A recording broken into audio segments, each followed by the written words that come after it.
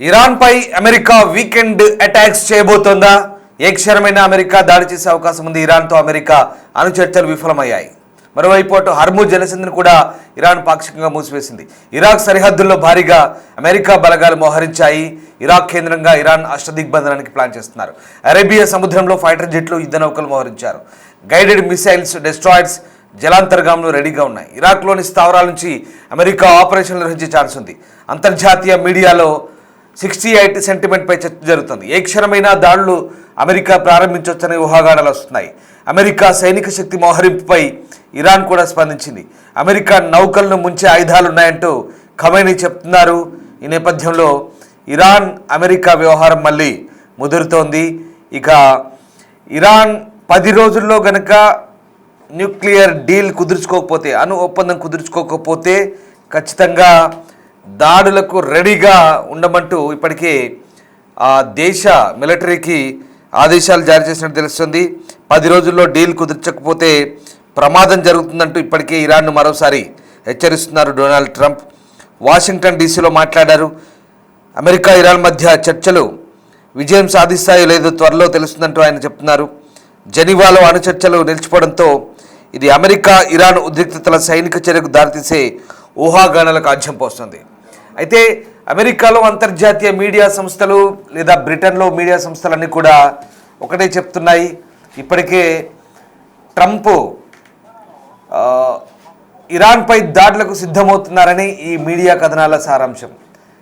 ఈ చర్చల్లో, జెనీవాలో జరిగిన చర్చల్లో కుష్నర్ పాల్గొన్నారు, ట్రంప్ అల్లుడు, అలాగే Steve Witkoff, middle east envoy, Trump రాయబారి ఆ చర్చల్లో పాల్గొన్నారు. ఆ చర్చలు కూడా అసంపూర్తిగా మూసాయి. ప్రధానంగా 3 డిమాండ్ పెట్టారు. అసలు అణ్వాయుధాల తయారీ పూర్తిగా ఆపేయాలి, యురేనియం శుద్ధి. రెండవది inter continental ballistic missiles ICBM ఖండాంతర క్షిపణులను తగ్గించుకోవాలి. మూడవది ఫ్రాక్సీ సంస్థలు, ఇరాన్కు ఉన్నటువంటి తోక సంస్థలు ఏవైతే ఉన్నాయో హెజ్బుల్లా, హమాస్, ఇరాక్ మిలీషియా, అలాగే యెమెన్ హౌతీలు, ఇంకా చాలా ప్రాంతాల్లో చిన్న చిన్న వాళ్ళని వీళ్ళు డబ్బులు, ఆయుధాలు ఇచ్చి ప్రోత్సహిస్తున్నారు. ఇలాంటి టెర్రర్ గ్రూప్స్లకు సహకారం, ఆర్థిక సహకారం, సైనిక సహకారం ఆపివేయాలి. ఇవి ప్రధాన డిమాండ్లు. వీటితో పాటు ఇంకొన్ని ఉన్నాయి, కానీ ఈ 3 టేబుల్ ఎజెండాగా చర్చించారు. కానీ ఇవి అసంపూర్తిగా మూసాయి. కేవలం అణ్వస్త్రాలకు సంబంధించిన అంశాలే మాట్లాడదామంటూ ఇరాన్ పట్టుబట్టింది. దీంతో చర్చలు విఫలమయ్యాయి, అసంపూర్తిగా మూసాయి. ఇక ఇప్పుడు అమెరికా బంతిని ఇరాన్ కోర్టులో వేసింది. మీరే తేల్చుకోండి ఏం చేస్తారో అంటూ. ఇప్పటికే USS Abraham Lincoln Gulf of పర్షియాలో మోహరించింది. అరేబియా సముద్రంలో దక్షిణ ఇరాన్ చుట్టూ మోహరించింది. దాని నిండా డెస్ట్రాయర్ క్యారియర్లు ఉన్నాయి. ఆ వాహక నౌకలు చూడొచ్చు. మరోవైపు B-2 శ్రేణి బాంబర్ల విమానాలు మనం ఒక విజువల్లో చూడొచ్చు. ఇక వందల సంఖ్యలో ఆ వాహక నౌకల్లో మోహరించిన యుద్ధ విమానాలు, ఫైటర్ జెట్లు దాడికి ఏ క్షణమైనా ఆదేశిస్తే అటాక్ చేసేందుకు సిద్ధంగా ఉన్నాయి. మరోవైపు గెరార్డ్ ఫోర్డ్ కూడా చేరుకోబోతుంది. అదొక పెద్ద వాహక నౌక, యుద్ధ వాహక నౌక. సో అటు హర్ముజ్ జలసంధిలో ఇరాన్ కూడా సైనిక ప్రదర్శన నిర్వహించింది. దాంట్లో రష్యా కూడా పాల్గొంది. బట్ రష్యా, ఇరాన్ జాయింట్గా నిర్వహించిన ఈ సైనిక విన్యాసాలు ఇవి రష్యాకు మిత్ర దేశాలతో కలిపి చేస్తున్న విన్యాసాలు. ఇది కామన్గా యాదృచ్ఛికంగా చేస్తున్నాయి. ఎందుకంటే మొన్న విశాఖపట్నంలో కూడా నేవీ విన్యాసాలు రష్యా, ఇండియా కలిసి చేశాయి. విశాఖ తర్వాత మళ్ళీ ఇక్కడ హర్మూజ్లో చేస్తున్నామని రష్యా చెప్తోంది. ఈ యుద్ధానికి, ఈ యుద్ధ సన్నాహాలకు రష్యాకు సంబంధం లేదన్నట్టుగా వాళ్ళు లైట్ తీసుకుంటున్నారు. రైట్. ఇక ఈ మొత్తం వ్యవహారంలో ప్రస్తుతం ఇరాన్ పరిస్థితే తేల్చుకోవాల్సిన అంశం. ఇరాన్ ఏం నిర్ణయం తీసుకుంటున్నది ఇప్పుడు ఆసక్తికరంగా మారుతుంది. సో 10 రోజుల్లో యుద్ధం కనుక జరగొద్దు, నిలిచిపోవాలంటే కనుక 10 రోజుల్లో దారికి రండి, లేదంటే మీ సంగతి చూస్తామంటూ డొనాల్డ్ ట్రంప్ హెచ్చరిస్తున్నారు. ఇరాన్ అణు సదుపాయాలు, బాలిస్టిక్ క్షిపణి కేంద్రాలు, సైనిక స్థావరాలు అమెరికా లక్ష్యంగా ఉండే అవకాశం కనిపిస్తోంది. ఈ వారాంతంలో వీకెండ్ దాడులు ఉండొచ్చు అంటూ ఇప్పుడే ప్రచారం జరుగుతోంది. అంతర్జాతీయ మీడియా సంస్థలు అనేకంగా ఇప్పుడు ప్రచారం చేస్తున్నాయి. ఈ ప్రచారాలకు అధికారిక నిర్ణయమే లేదు, ఎలాంటి ప్రకటన లేదు. కానీ ఇవన్నీ కూడా ఊహాగానాలు కానీ మనం చెప్పుకోవచ్చు. రైట్. మా ప్రతినిధి శివ జైన్ అవుతున్నారు ఢిల్లీ నుంచి. శివ, ప్రస్తుతం ఈ ఇరాన్ అమెరికా వ్యవహారం కాస్త ముదిరి పాకాన పడుతున్నట్టుగా అనిపిస్తోంది. ఈ వీకెండ్లో దాడులు ఉండొచ్చు ఇరాన్ మీద అంటూ కూడా అంతర్జాతీయ మీడియా సంస్థలు చెప్తున్నాయి. ఎట్లాంటి పరిస్థితులు ఉన్నాయి? ఓవైపు అమెరికా ఇరాన్ చుట్టూ సైన్యాన్ని మోహరించింది, సైనిక శక్తిని మోహరించింది.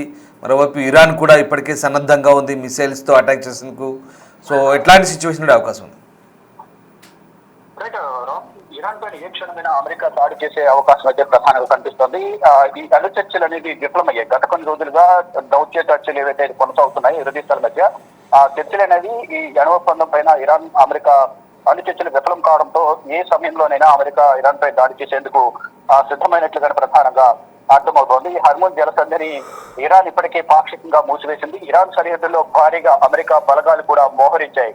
అక్కడ మోహరించి ఇరాన్ కేంద్రంగా ఇరాన్ అష్టదిగ్బంధనానికి చేసేందుకు అమెరికా ప్లాన్ చేసింది. దాంతో భాగంగా అరేబియా సముద్రంలో ఫైటర్ జెట్లు, యుద్ధ నౌకలను కూడా మోహరించింది. ఇప్పటికే అరేబియా సముద్రంలో విధ్వంసం సృష్టించే అమెరికాకు సంబంధించిన అబ్రహం లింకన్ పేరుతో కూడిన ఈ యుద్ధ నౌకను గతంలోనే మోహరించారు. చర్చలు ఎప్పుడైతే మొదలయ్యాయో ఆ చర్చలకు ముందే అరేబియా సముద్రంలో యుద్ధ నౌకను జలాంతర్గాములను అన్నింటిని కూడా ఈ అరేబియా సముద్రంలో అమెరికా మోహరించింది. ఏ సమయంలోనైనా అమెరికా ఇరాన్ పై దాడి చేయొచ్చనే యోచనలో సిద్ధంగా ఉంది. ఈ నేపథ్యంలోనే ఈ యుద్ధ నౌకలు మోహరించింది. గైడెడ్ మిసైల్ డిస్ట్రాయర్స్ అలాగే జలాంతర్గాములు కూడా రెడీగా ఉన్నాయి. ఇక ఇరాక్ లోని స్థావరాల నుండి అమెరికా ఆపరేషన్ నిర్వహించే ఛాన్స్ అయితే కనిపిస్తోంది. ఇక ప్రధానంగా దీనిపై ఇరు దేశాలకు సంబంధించిన అంశాలపైన, యుద్ధం పైన దేశవ్యాప్తంగా ఇటు ప్రపంచ వ్యాప్తంగా కూడా తీవ్రమైన చర్చ అయితే కొనసాగుతుంది. అమెరికా ఏ క్షణమైన దాడులు చేసే అవకాశం ఉంది అనేది కూడా తెలుస్తోంది. అంటే ఈ దాడులను ఎప్పుడైనా ప్రారంభించాలనే ఊహాగానాలు కూడా వ్యక్తమవుతూ ఉన్నాయి. ఒకవేళ అమెరికా సైనిక శక్తి ఈ స్పందించి మోహరింపై స్పందించి ఇరాన్ కూడా ప్రతిగా దాడి చేయాలని యోచనలో కనుక వారు సిద్ధమైతే మాత్రం ఇరు దేశాలు అంటే ఇప్పటికే సన్నద్ధమయ్యాయి ఇరు దేశాలు. ఇటు ఈ అరేబియా సముద్రం సరిహద్దుల్లోనూ, మరోవైపు ఇరాన్ సరిహద్దుల్లో కూడా ఈ ఇరాన్ సైన్యం అలాగే యుద్ధ నౌకలు, ఈ యుద్ధ ట్యాంకర్లు, యుద్ధ విమానాలతో సిద్ధంగా ఉన్నాయి. అమెరికా నౌకలు ముంచే ఆయుధాలు ఉన్నాయని కూడా ఖమేనీ వ్యాఖ్యలు చేశారు. ఇక ఇరాన్ పై మొదట వైమానిక దాడులు చేయాలి అనేది కూడా అమెరికా భావిస్తోంది. ఈ వైమానిక దాడులు చేసి వారందరినీ కూడా వారి అధీనంలోకి తీసుకుని తర్వాత ఖమేనీని పదవిని చూపించాలి. ఇరాన్ సుప్రీమో ఖమేనీ ఎవరైతే ఉన్నారో అమెరికా ఇరాన్ ప్రధానమంత్రి, అతనిని దించాలి. అతని దించి వారి అనుకూలంగా ఉన్న వారిని ప్రధానంగా వారి అనుకూలంగా ఉన్న వారిని ఇక్కడ గద్దె ఎక్కించాలనేది కూడా మొదటి నుంచి అమెరికా అధ్యక్షుడు ట్రంప్ భావిస్తున్నారు. దాంట్లో భాగంగా ఒక కృత్రిమ అల్లర్లు క్రియేట్ చేసి, కృత్రిమ ఉద్యమం క్రియేట్ చేసి ప్రభుత్వానికి వ్యతిరేకంగా అక్కడ నినాదాలు చేసే విధంగా కూడా మొదట అక్కడ అల్లర్లు ప్రారంభమయ్యాయి. ఈ అల్లర్లలో దాదాపు వేల సంఖ్యలో అక్కడ సాధారణ పౌరులు మృతి చెందారు, సైనికులు మృతి చెందారు. వేల సంఖ్యలో ఆసుపత్రి పాలయ్యే వారు ట్రీట్మెంట్ పొందుతున్నారు. ఈ నేపథ్యంలో ఇక్కడ ఖమేనీకి వ్యతిరేకంగా సొంత దేశ ప్రజలే అక్కడ రోడ్డుపైకి వచ్చి నిరసన తెలియజేశారు. నియంతృత్వ పాలన నుంచి మమ్మల్ని విముక్తి చేయాలి, మమ్మల్ని ట్రంప్ ఆదుకోవాలని కూడా వారు కూడా రోడ్లపైకి వచ్చి నిరసన తెలియజేసిన నేపథ్యంలో ఇటు ట్రంప్ కూడా మాకు మద్దతు ఉంటారు, త్వరలోనే ఈ పాలన నుంచి విముక్తి కలుగుతుంది అనేది కూడా ఇరాన్ ప్రజలు, ఒక వర్గం ప్రజలకే ఇటు ఖమేనీని పెంచేయాలని కూడా భావిస్తున్నారు. దాంట్లో భాగంగా అల్లర్లు క్రియేట్ అయ్యి తర్వాత ఇక అణు ఒప్పందాలకు సంబంధించి న్యూక్లియర్ ప్లాంట్స్ ఏవైతే ఉన్నాయో అమెరికా ఇటు ఇరాన్ దగ్గర, దానికి సంబంధించి ప్రధానంగా న్యూక్లియర్ కి అణుబాంబులకు సంబంధించి కానీ న్యూక్లియర్ ప్లాంట్ లో తయారీకి సంబంధించి యురేనియం ఏదైతే దాన్ని ఎక్కువ శుద్ధి చేయడం ద్వారా ఈ అణుబాంబులు తయారు చేసే అవకాశం ఉంటుంది. కాబట్టి ఆ యురేనియం శుద్ధి కర్మాగారాలను నిలిపివేయాలి. అసలు న్యూక్లియర్ ప్లాంట్లకి సంబంధించి కూడా నిలిపివేయాలని కూడా ప్రధానంగా ఈ ఇరాన్ పైన కొన్ని ఆంక్షలు విధించిన నేపథ్యంలో దానికి సంబంధించి మంత్రులు చర్చలని విఫలమయ్యాయి. ఈ నేపథ్యంలోనే ఇప్పుడు యుద్ధం ఏ సమయంలోనే రావచ్చు అనేది కూడా భావిస్తున్నారు. దానిలో భాగంగా ఇప్పటికే ఇరు దేశాలు కూడా సన్నద్ధంగా ఉన్నాయి. ఇప్పుడు ఏం జరగబోతుంది భవిష్యత్తులో, అసలు ఎప్పుడు యుద్ధం రాబోతుంది, యుద్ధం అసలు ఏం జరగబోతుంది, దీని ప్రభావం ప్రపంచ దేశాలపై ఎంతవరకు ఉంటుంది అనే దానిపై ఇప్పటికే కొన్ని ఊహాగానాలు వ్యక్తమయ్యాయి. ఒకవేళ యుద్ధం అంటూ వస్తే కనుక అమెరికా దాడి చేస్తే ఇరాన్ పక్కన రష్యా పైన కూడా దీని ఎఫెక్ట్ అనేది ఉంటుంది.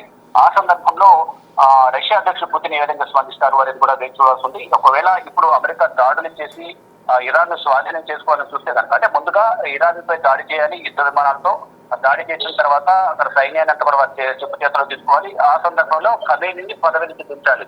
తమకు అనుకూలంగా అక్కడ ఒకవైపు అణు ఒప్పంద చర్చలు విఫలమవడం, అక్కడున్న చమురు నిల్వలను కూడా ఇటు అమెరికా స్వాధీనం చేసుకోవాలి అనేది కూడా ప్రధానంగా భావిస్తుంది. గతంలో కూడా చూసాం ఈ వెనుజులకు సంబంధించుకున్న అధ్యక్షుని కూడా బందీగా చేసుకుని అక్కడ చమురు నిల్వలను కూడా అమెరికా స్వాధీనం చేసుకుని అక్కడి నుంచి ప్రపంచ దేశాలకు విక్రయిస్తోంది. అలాగే ఇక్కడ కూడా ఈ ఇరాన్ ను కూడా ఆ విధంగా చేయొచ్చా అనే కోణంలో కూడా అమెరికా భావిస్తుంది. కానీ అడుగు వెందులు అనేది అమెరికా పక్కనే ఉంటుంది కాబట్టి దాన్ని క్యాప్చర్ చేయడం కుదిరింది. కానీ ఈ ఇరాన్ అనేది సముద్రాలను దాటి ఉంటుంది, చాలా దూరం ఉంటుంది కాబట్టి దాన్ని క్యాప్చర్ చేయడం అనేది సాధ్యం కాదు అనేది కూడా నిపుణులు అంతర్జాతీయ నిపుణులు భావిస్తున్నారు. దానిలో భాగంగానే ఒకవేళ ఎంతమంది వస్తే కనుక ఇవి ఇస్లామిక్ దేశాలన్నింటినీ కూడా కూడగట్టే ప్రయత్నంలో కబేనీకు కూడా ఉన్నట్లు తెలుస్తుంది. దానిలో భాగంగా అసలు ఏం జరగబోతుంది భవిష్యత్తులో ఇప్పుడైతే అణు ఒప్పందాలపై చర్చలు విఫలమయ్యాయి. ఈ ఫర్దర్ గా మరొకసారి చర్చలు జరుగుతాయా లేదా యుద్ధానికే రెండు దేశాలు సిద్ధంగా ఉన్నాయా అనేది కూడా చూడాల్సి. కానీ ఇటువంటి వస్తే మాత్రం దీని ప్రభావం ప్రపంచ దేశాలపై ఉంటుందనేది కూడా అంతర్జాతీయ నిపుణులు చెప్తున్నారు. Right, sir, thank you Shiva, thanks for the update. So అది ఇరాన్ అణు సదుపాయాలు, క్షిపణి కేంద్రాలు, సైనిక స్థావరాల లక్ష్యంగా దాడులు ఉండొచ్చని చెప్తున్నారు. వారాంతపు దాడులు ఉండొచ్చని ప్రచారం జరిగిన అధికారిక నిర్ణయం ఇది రాలేదు. అవన్నీ ఊహాగానాలు మాత్రమే. స్విట్జర్లాండ్లోని జెనీవాలో చివరి చర్చల్లో పురోగతి కనిపించలేదు. ఇరాన్ అధికారులు సమయం కోరినప్పటికీ ఫలితం లేకుండా చర్చలు నిలిచిపోవడంతో అమెరికా మధ్యప్రాచ్యంలో సైనిక ఉనికిని గణనీయంగా పెంచిన పరిస్థితి తీవ్రంగా ఉన్నందున ఇటీవల ఈ వారాల్లో విమాన వాహక నౌకలు, యుద్ధ విమానాలు, జలాంతర్గాములు వంటి కీలక ఆస్తులను ఈ ప్రాంతంలో మోహరించారు.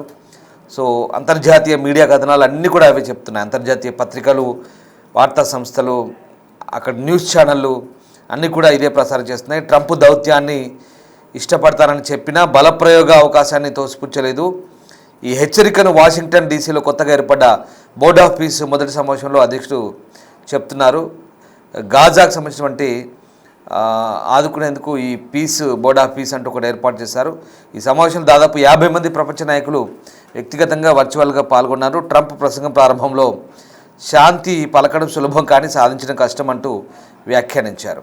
సైనిక ఘర్షణల ఆర్థిక భారాన్ని నొక్కి చెప్తూ శాంతి కంటే తక్కువ ఖర్చులతో కూడుకుంది లేదంటూ ఆయన మాట్లాడారు. యుద్ధానికి వెళ్ళినప్పుడు శాంతిని సాధించడానికి అయ్యే ఖర్చు కంటే 100 రెట్లు ఎక్కువ ఖర్చు అవుతుందంటూ వివరించారు. సో హాజరైన వారిలో ఆయన మాట్లాడారు. హాజరైన వారితో ఈ గదిలో చాలామంది ఒకరికొకరు అసహించుకుంటారంటూ ఆయన చెలోక్తులు విసిరారు. పాత రోజుల వలె గదిలోకి ప్రేమను తిరిగి తీసుకొస్తున్నానంటూ ఆయన మాట్లాడిన కూడా అంతర్జాతీయ మీడియాలో ఇప్పుడు హైలైట్ అవుతున్నాయి.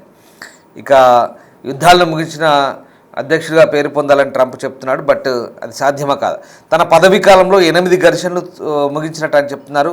దౌత్యం ఊగిసలాట్లో ఉన్నందున ట్రంప్ 10 రోజుల గడువు అమెరికా ఇరాన్ సంబంధాలపై తీవ్ర ప్రభావం చూపే అవకాశం ఉంది. శాంతి, అధిక యుద్ధ ఖర్చుకు సంబంధించి మాట్లాడుతున్నప్పటికీ దాడులు తప్పవనే హెచ్చరికలు కూడా ఈ కీలక నిర్ణయాల సమయ భవిష్యత్తులో ఉండొచ్చంటూ ఆయన మాటలు చెప్పకనే చెప్తున్నాయి.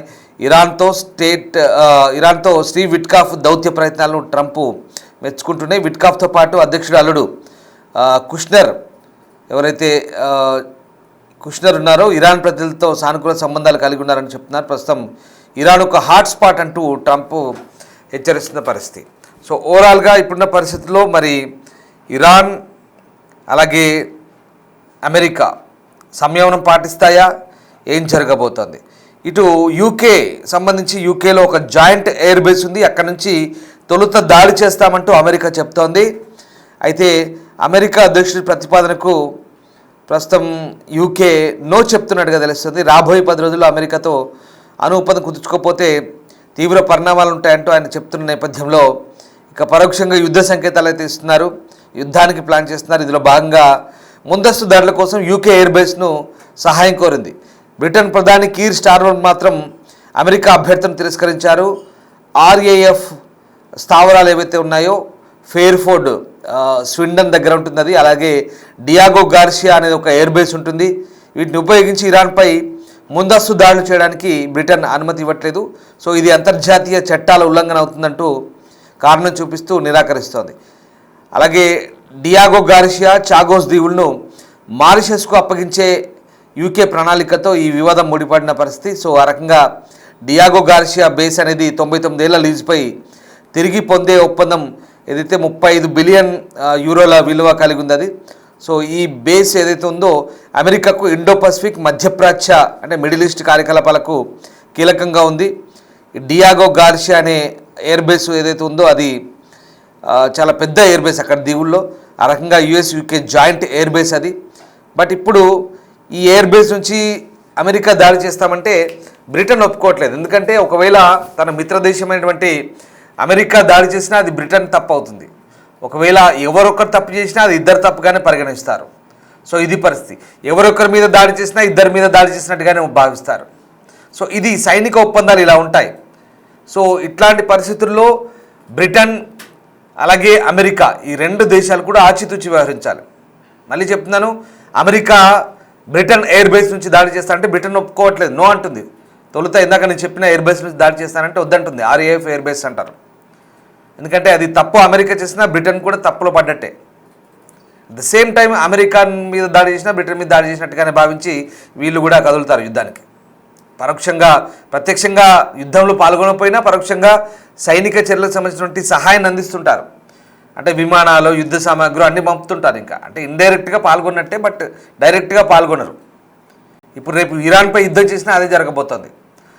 ఇజ్రాయెల్, అమెరికా అవుట్ రైట్గా దిగుతాయి.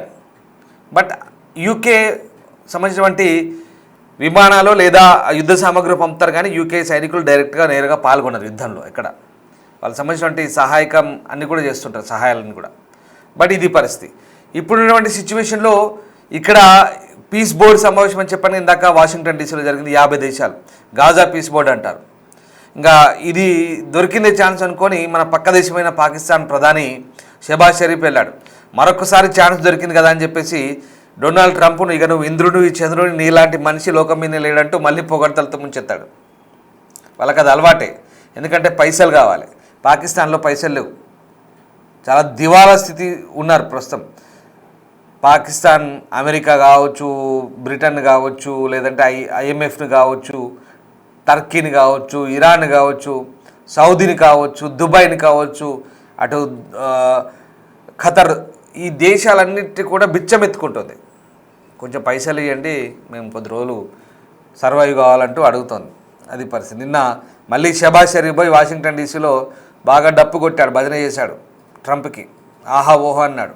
సో అదొక విషయం పక్కన పెడితే, ట్రంప్ అక్కడ అన్న మాటలు శాంతి గురించి మాట్లాడుతూ, శాంతి గురించి వల్లెవేస్తూ, నేను యుద్ధాలు ఆపాను, ఇన్ని ఆపాను, అన్ని ఆపాను అంటూ మళ్ళీ ఇండియా పాకిస్తాన్ ప్రస్తావన కూడా తెచ్చాడు. మళ్ళీ యుద్ధాలు ఆపకపోతే రెండు దేశాల మీద 200% టారిఫ్లు వేస్తా అంటే దారికి వచ్చి దిగి యుద్ధాలు ఆపుకున్నాయి అంటూ మళ్ళీ మన ప్రస్తావన కూడా మళ్ళీ తీశాడు యథావిధిగా. పైగా నేను యుద్ధాలు ఆపినందుకు ప్రపంచంలో యుద్ధాలు ఆపిన మునగాడ్లా నేనే నిలిచిపోతానంటూ చెప్తున్నాడు. మొదలుపెట్టి దీన్నే ఆపే దీన్నే. ఇన్ని చెప్తూ మళ్ళీ ఏమన్నాడు, బెదిరిస్తున్నాడు. 10 రోజుల్లోగా ఇరాన్ ఖచ్చితంగా మాతో డీల్కి కుదరకపోతే మీ సంగతి చూస్తామంటాడు. యుద్ధకాంక్ష ఉన్న వ్యక్తికి నోబెల్ బహుమతికి సంబంధించినటువంటి ఎంత వ్యామోహం ఆకాంక్ష ఉందంటే దారుణంగా ఉంది. ఆఖరికి ఆ వెనుజులా ప్రతిపక్ష నాయకురాలు ఇక భరించలేక వశంగాక తీసుకుపోయి వైట్ హౌస్లో పెట్టి, బాబు ఇది నువ్వే తీసుకో, నేనే ఇస్తానని తీసుకోపాటు అని చెప్పి ఇచ్చింది. నోబెల్ ప్రైజ్ నోబెల్ అకాడమీ నుంచి, నోబెల్ ప్రైజ్ యాజమాన్యం నుంచి వస్తే అది ఒక విలువ ఉంటుంది. ఎవరికో ఇస్తే తీసుకుపోయే, సరే నువ్వు ఉంచుకో, ఇక నీ దగ్గర ఉంచుకోపాటు నాకేమొద్ది అని ఇస్తే అది ఎట్లుంటుంది? ఇది పరిస్థితి. ట్రంప్ యుద్ధకాంక్ష ఇలా ఉంది. ఇరాన్ పరిస్థితి అంతే. ఇరాన్ కూడా చాలా దారుణంగా అణ్వాయుధాలు తయారు చేసే ఆలోచన ఉంది. అణ్వాయుధాలు తయారు చేస్తేనే పశ్చిమ దేశాలు చెప్తుంటాయి. ఇరాన్ కూడా వాళ్ళ ఆలోచన వాళ్ళకుంది. ఇజ్రాయెల్ కానీ, పశ్చిమ దేశాలు కానీ, అమెరికా కానీ వీళ్ళను గడగడలాడించాలంటే వాళ్ళ దగ్గర వెపన్స్ ఉండాలి, న్యూక్లియర్ వెపన్స్. ఇవాళ లిబియా పరిస్థితి ఏమైంది? చిన్న దేశం ఆఫ్రికాలో లిబియా దగ్గర ఒకప్పుడు అణ్వాయుధాలు ఉండే, మీకు తెలిసిందో, బహుశా తెలిసి ఉంటుందో లేదో. కానీ అమెరికా ఒత్తిళ్లకు తలొగ్గి అమెరికా దువ్వుతే, సరే మనకేదో మంచి చేస్తారని చెప్పేసి మొత్తం అమెరికాకు అప్పచెప్పారు. ఆఖరికి ఏమైంది? లిబియాలో గడాఫీ పరిస్థితి, కుక్క చావు చచ్చాడు గడాఫీ, కల్నల్ గడాఫీ. లేదంటే ఇలా లిబియా ఆఫ్రికాలో ఒక పెద్ద గొప్ప శక్తిగా ఉండేది. ఉక్రెయిన్ పరిస్థితి ఏమైంది? ఉక్రెయిన్ కూడా అట్లే అమెరికాకు లొంగి అణ్వాయుధాలన్నీ అప్పచెప్పింది, న్యూక్లియర్ వెపన్స్. ఇలా ఉక్రెయిన్ పరిస్థితి ఏంటి? ఉక్రెయిన్ మళ్ళీ కుక్క బతుకు, అది కూడా అట్లే తిరుగుతుంది అన్ని దేశాల వెంబడి. ఇవాళ పశ్చిమ దేశాల వెంబడి, యూరోపియన్ యూనియన్ వెంబడి, అమెరికా వెంబడి, బాబు మాకు సాయం చేయండి, రష్యా వాళ్ళు మా మీద దాడి చేస్తున్నారు, మీరే కాపాడాలంటూ తిరుగుతున్నారు. సో అది ఇక్కడ తెలివైన వాడు ఉత్తర కొరియా దగ్గర న్యూక్లియర్ వెపన్స్ ఉన్నాయి కాబట్టి ఆయన జోలి పోవాలంటే భయపడుతున్నారు. సో అది ఎంత పవర్ ఉంటుందో చూడండి న్యూక్లియర్ వెపన్స్కి. ఇది సిచ్యువేషన్. మీకు 2 ఉదాహరణలు చెప్పాను, లిబియా, ఉక్రెయిన్. ఇవాళ వాళ్ళ దగ్గర ఉంటే వాళ్ళు సూపర్ పవర్స్ ఉండేవాళ్ళు. 7 దేశాలు ఉన్నాయి న్యూక్లియర్ వెపన్స్ ఉన్నాయి, అందులో మనం ఒకటి కోర్స్. సో ఇట్లా ఉంటాయి. మన పక్క దేశమైన పాకిస్తాన్ అక్కడెక్కడో దొంగలించుకొని వచ్చి వాళ్ళు తయారు చేసుకున్నారు అనుకోండి, అది వేరే విషయం. అలా ఉంటుంది.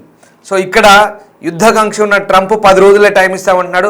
అమెరికా లేదా యూరోప్ మీడియా అంతా కూడా మంచి మంచి మీడియా సంస్థలన్నీ కూడా కోడైకొస్తున్నాయి. ఈ సాటర్డేనే అటాక్స్ ఉంటాయని చెప్తున్నారు వాళ్ళు. అసలు లిటరల్లీ ఇంకా మేము రోజు దీనికి సంబంధించిన వార్తలు చెప్తుంటే, బాబు మీరు రోజు ఇదే చెప్తున్నారు, ఇదిగో యుద్ధం అదిగో పూలు అంటున్నారు, ఎప్పుడు వస్తాయి బాబు, మీకే ఎక్కువ ఉంది, అక్కడ జరుగుతలేదు, మీరే యుద్ధాల గురించి బాగా వార్తలు రాస్తున్నారని మీరు కామెంట్లు పెడుతున్నారు, నేను చూస్తున్నాను. కానీ జరుగుతున్న పరిణామాలు అవి అక్కడ జరుగుతున్నాయి, దాని అప్డేట్సే మీకు అందిస్తున్నాం. యుద్ధకాంక్షతో అక్కడి పరిణామాలు, యుద్ధకాంక్షతో రగిలిపోతున్న వ్యక్తులు ఉన్నారు, దాన్ని ఎదుర్కొనేందుకు సిద్ధంగా ఉన్న వ్యక్తులు ఉన్నారు. ఇరాన్ కూడా తక్కువేం తినలేదు, ఇరాన్ పరిస్థితి కూడా అంతే. వాళ్ళు ఇంటర్ కాంటినెంటల్ బాలిస్టిక్ మిసైల్స్ ఉన్నాయి, ICBM ఖండాంతర క్షిపణులు భారీగా ఉన్నాయి, అందుకే వాళ్ళు కూడా దాడులకు సిద్ధంగా ఉన్నారు. ఎక్కడికక్కడ ఫిక్స్ చేసి పెట్టుకున్నారు. జంగు సైరన్ షురు అనగానే ఎవరికి వాళ్ళు ఇట్లా వదిలేందుకు సిద్ధంగా ఉన్నారు, ఒకరి మీద ఒకరు బాంబులు వేసుకుంటానికి. జరుగుతుంది అదే. మరి మనకేందయ్యా ఇదంతా జరుగుతుంటే, అక్కడ యుద్ధాలు జరిగితే మనకు బంగారం రేట్లు పెరుగుతాయి, మనకు వెండి రేట్లు పెరుగుతాయి, మన స్టాక్ మార్కెట్ మీద ప్రభావం ఉంటుంది, మనకు చమురు రేట్లు పెరుగుతాయి, చాలా ప్రభావం ఉంటుంది. ఇవన్నీ మీకు ఆల్రెడీ చెప్పినాను. సో అది సిచ్యువేషన్. సో ఫైనల్గా అమెరికా 10 రోజుల టైం ఇచ్చింది. ఎట్ ఎనీ కాస్ట్ ఇజ్రాయెల్ అయితే ఊరుకోవట్లేదు, అమెరికా మీద భయంకరమైన ప్రెషర్ పెడుతుంది. మీరు ఇంకా చూస్తూ ఊరుకుంటారని వేసేయండి అని చెప్తున్నారు ఇరాన్ మీద. ఏం జరగబోతుందో let's wait and see. Thank you.